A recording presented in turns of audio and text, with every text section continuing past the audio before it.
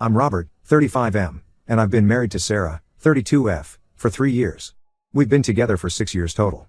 Sarah has a daughter, Emma, 16F, from her previous marriage. Emma's father, Jack, 38M, left Sarah when Emma was 2 years old and hasn't been involved in her life since. I grew up in a small town with parents who owned a local diner. From a young age, I was fascinated by baking and would spend hours in the kitchen with my mom, learning her recipes and techniques. After high school, I went to culinary school, specializing in pastry arts. It was my dream to open my own bakery someday. Sarah's story is quite different. She comes from a wealthy family but chose to become a teacher because she wanted to make a difference in children's lives. She met Jack in college, and they got married right after graduation when Sarah found out she was pregnant with Emma. Jack, however, wasn't ready for the responsibility of being a father and husband. He left when Emma was just 2 years old, leaving Sarah to raise their daughter alone. When I first met Sarah, it was actually at my bakery. She came in to order a cake for Emma's 10th birthday. We hit it off immediately, bonding over our love for food and our shared experiences of growing up in small towns. We started dating soon after, and I was introduced to Emma a few months into our relationship. At first, Emma seemed indifferent to me. She was polite but distant, which I understood. I tried to build a relationship with her, often inviting her to help me in the bakery or asking about her interests, but she always kept her distance. As time went on, however, Emma's behavior towards me got worse. It started with small things. She would forget to pass on messages from me to Sarah, or she would make plans for her and Sarah on days when we had already planned to do something as a family. Then it escalated to more direct actions. She started making rude comments about my appearance or my job, saying things like, "Mom, why are you dating someone who just bakes for a living? Don't you want someone more successful?" There was one incident that really stands out in my memory. It was about 2 years into my relationship with Sarah, and I had planned a special dinner to celebrate our anniversary.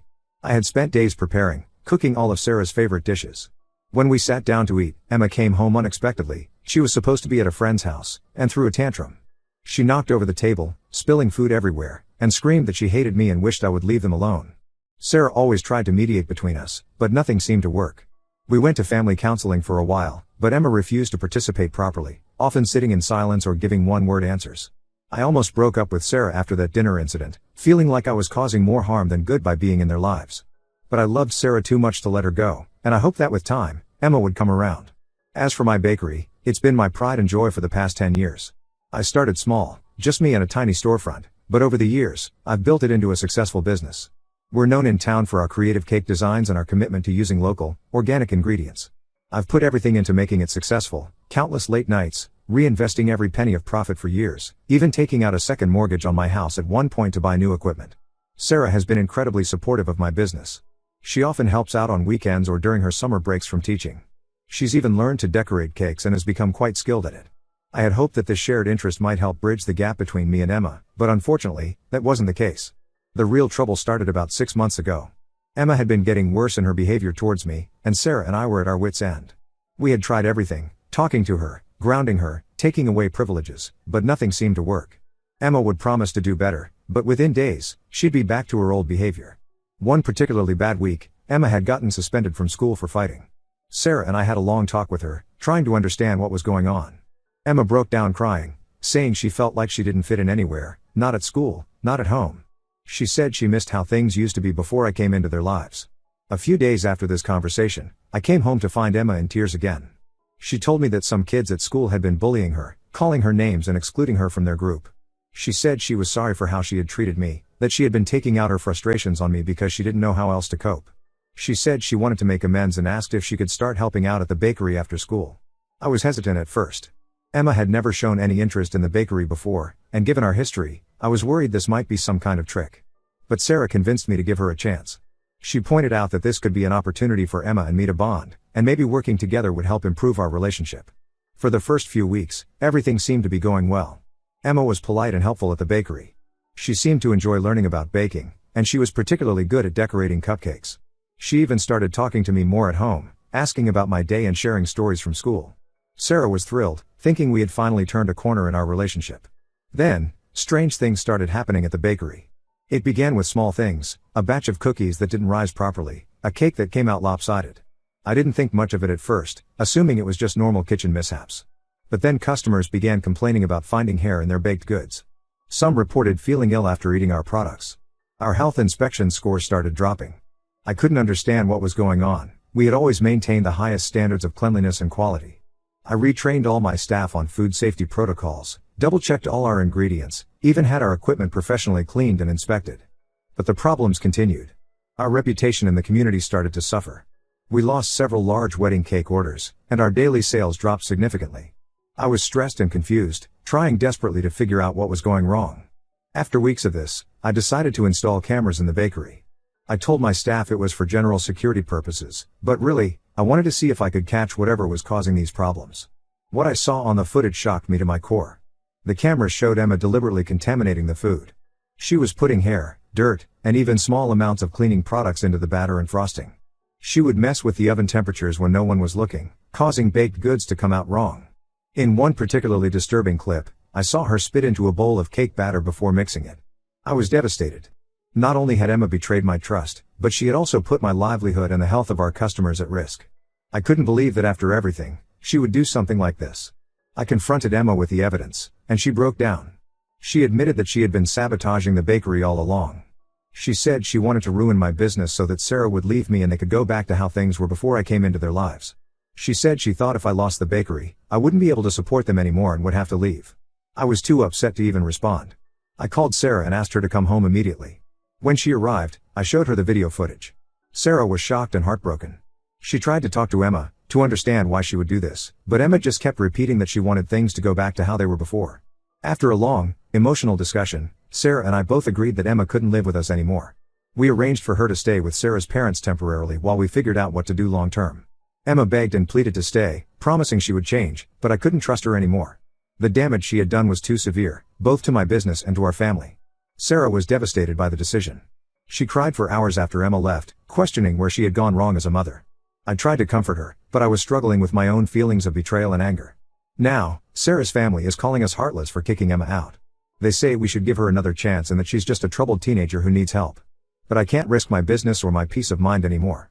The bakery is still struggling, and I'm not sure if we'll be able to recover from this. Sarah is torn between her love for her daughter and her commitment to our marriage. She agrees that what Emma did was terrible, but she's also feeling guilty about sending her away. I'm trying to be supportive, but it's hard when I'm dealing with my own feelings of betrayal and the stress of trying to save my business. Ida for not allowing Emma to live with us after what she did? Should we give her another chance, or have we done the right thing by sending her away? Update 1 first, I want to thank everyone for their support and advice on my original post. The past 2 weeks have been incredibly challenging, and I'm still trying to process everything that's happened. After Emma went to stay with Sarah's parents, we had to make some difficult decisions. We decided to press charges for the damage she caused to the bakery. It wasn't an easy choice, but given the severity of what she had done, not just the property damage, but the potential harm to customers, we felt it was necessary. We met with a lawyer who specializes in juvenile cases, and he advised us on how to proceed. The police took our statements and the video evidence. They also interviewed our employees and some of the customers who had complained about contaminated food. Based on all this evidence, Emma was arrested. Because of her age, she was processed through the juvenile justice system. The juvenile court process has been difficult for everyone involved. Emma was charged with multiple counts of food tampering and property damage. She's been assigned a court-appointed lawyer, and the case is ongoing. The prosecutor has talked about the possibility of Emma being tried as an adult due to the premeditated nature of her actions and the potential harm to public health. This possibility has added another layer of stress to an already tense situation. Sarah has been struggling with depression since all of this happened. She blames herself for not seeing the signs earlier and for not being able to help Emma. She started seeing a therapist to work through her feelings of guilt and grief. I've been trying to support her as best I can, but it's been tough. There are days when she can barely get out of bed, and I feel helpless watching her suffer.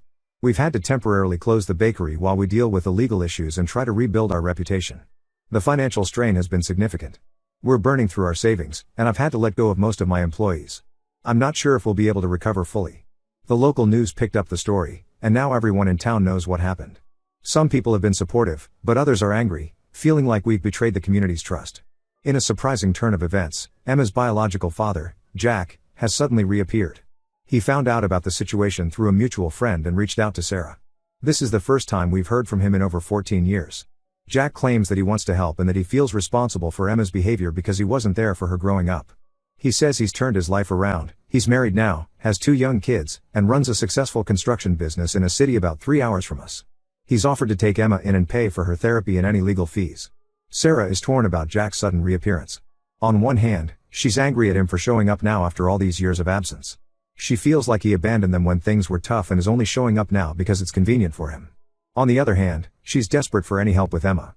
She wonders if having her biological father in her life might be what Emma needs to turn things around. I'm deeply skeptical of Jack's sudden reappearance and his motives. It seems too convenient that he shows up right when things are at their worst. I'm worried that he might be trying to manipulate the situation somehow, maybe to ease his own guilt or to get back into Sarah's life. I've tried to voice these concerns to Sarah, but she accuses me of being paranoid and says we should be grateful for any help we can get. To complicate matters further, Emma's lawyer has suggested that having Jack involved might help Emma's case. He thinks that if we can show the court that Emma has a stable home environment to go to, it might lead to a more lenient sentence. Sarah and I have been arguing about whether to accept Jack's help. She thinks we should give him a chance for Emma's sake, but I'm not comfortable with the idea. I feel like we've already been through enough, and involving Jack might just complicate things further.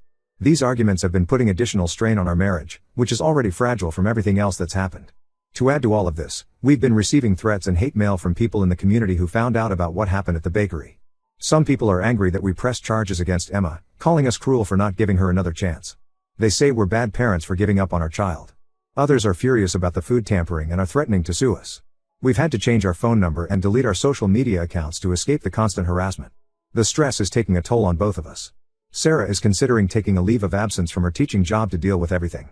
Her principal has been understanding, but I know Sarah feels guilty about leaving her students in the middle of the school year. I'm trying to figure out how to salvage my business and our reputation, but it feels like an uphill battle. I've been in talks with my landlord about the bakery space. Even if we manage to reopen, I'm not sure we can afford the rent anymore. I'm considering selling off the equipment to pay off some of our debts, but the thought of giving up on my dream is heartbreaking. We're both at our breaking point. Our savings are dwindling, our marriage is strained, and we're facing legal battles on multiple fronts. I feel like no matter what decision we make, it's going to be the wrong one. If we accept Jack's help, we're opening ourselves up to potential manipulation and more drama. If we don't, we're possibly denying Emma the help she needs and putting more strain on our already fragile finances. I'm lost and don't know what to do. The life we've built together is crumbling around us, and I'm not sure how to fix it. Any advice would be greatly appreciated. Update 2: I want to thank everyone again for their support and advice. The past 2 months have been a whirlwind of events, and I'm still trying to process everything that's happened. After much debate and consideration, Sarah and I decided to cautiously accept Jack's offer of help with Emma.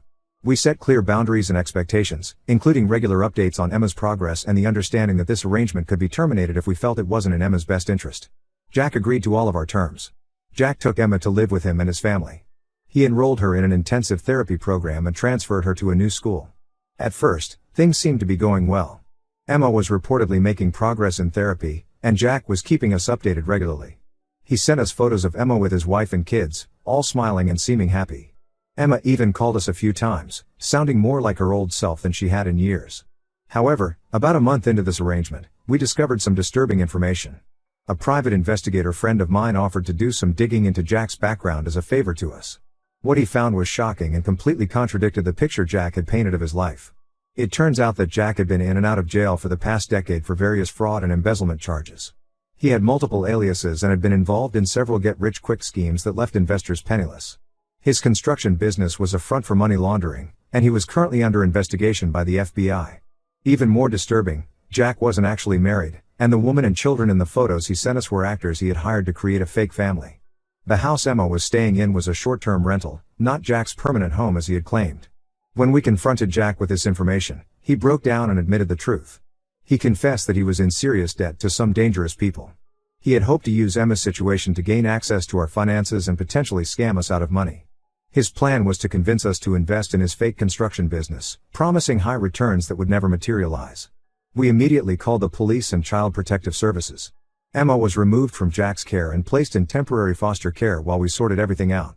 Jack was arrested for fraud, kidnapping, since he had taken Emma under false pretenses, and violating his parole from previous convictions. As for Emma, this betrayal by her biological father seemed to be a wake-up call for her. When we were finally able to see her and talk to her, she broke down and told us everything. It turns out that she had been in contact with Jack for months before all of this happened. He had reached out to her on social media, pretending to be a changed man who wanted to reconnect with his daughter. Jack had been manipulating Emma, feeding her lies about me and promising her a better life if she could get rid of me. He convinced her that I was the only thing standing between her and a perfect family reunion with her parents. Emma admitted that she never intended for things to go as far as they did with the bakery. She said she just wanted to cause some minor problems at first, hoping it would create tension between Sarah and me. But things spiraled out of control, and she didn't know how to stop. Emma expressed genuine remorse for her actions and asked for another chance. She said that seeing Jack's true colors made her realize how much she had taken for granted with us. She apologized for all the pain she had caused and said she wanted to make things right if we'd let her. Sarah and I are conflicted. On one hand, we're relieved to finally understand the root of Emma's behavior and to know that she was being manipulated by Jack. It explains a lot of her actions and attitudes over the past few months. On the other hand, the damage she caused was significant, and it's hard to trust her again. The bakery is still closed, we're in serious financial trouble, and our reputations in the community have been severely damaged. We're currently in family therapy, trying to work through all of these issues.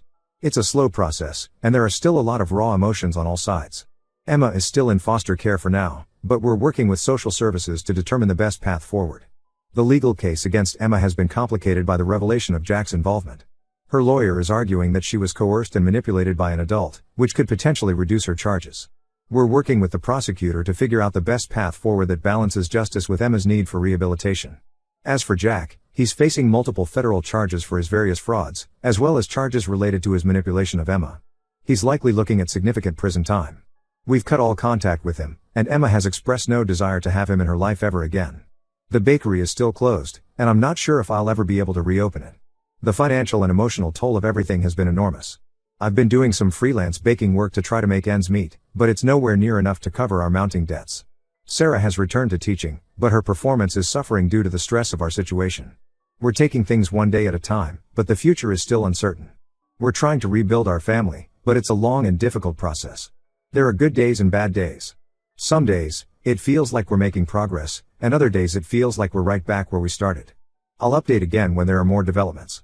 Thank you all for your continued support and advice through this difficult time. Update 3. It's been half a year since my last update, and a lot has changed. I wanted to share where things stand now. After months of intense family therapy and individual counseling for Emma, we made the difficult decision to allow her to move back in with us on a probationary basis. It wasn't an easy choice, and we had many long discussions about it.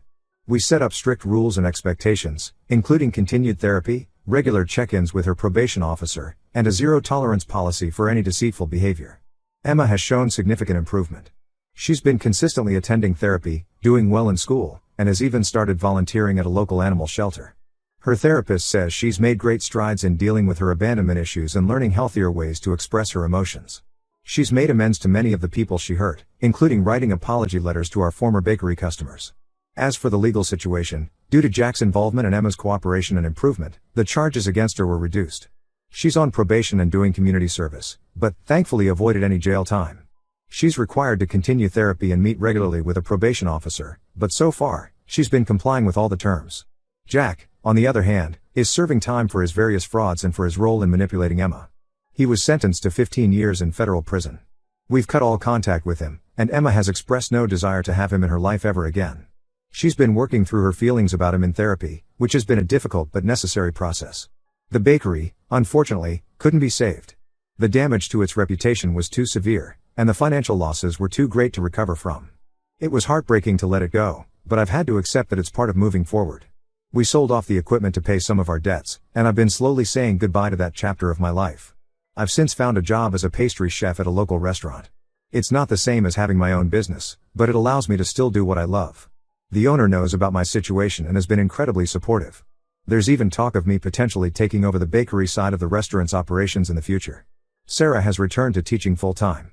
It was rough at first, dealing with the gossip and judgment from colleagues and parents, but she's persevered. She's even started a support group for parents of troubled teens, which has been healing for her. Our financial situation is still tight, but we're slowly rebuilding. We've had to downsize our home and make a lot of lifestyle changes, but we're managing. The community has started to come around, with some of our former customers reaching out to offer support and understanding. Our relationship as a family is still a work in progress. There are good days and bad days. Trust is being rebuilt slowly, and we're all learning to communicate better. Emma has shown genuine remorse and is working hard to prove herself, which has gone a long way in healing our relationships. There are still moments of doubt and fear. Sometimes I wake up in the middle of the night, worried that this is all temporary and that things will fall apart again. But then I see how hard Emma is trying, how committed Sarah is to making this work, and I feel hopeful. We're not a perfect family, and we probably never will be. But we're committed to working through our issues together. The road ahead is still long, but for the first time in a long time, I feel cautiously optimistic about our future.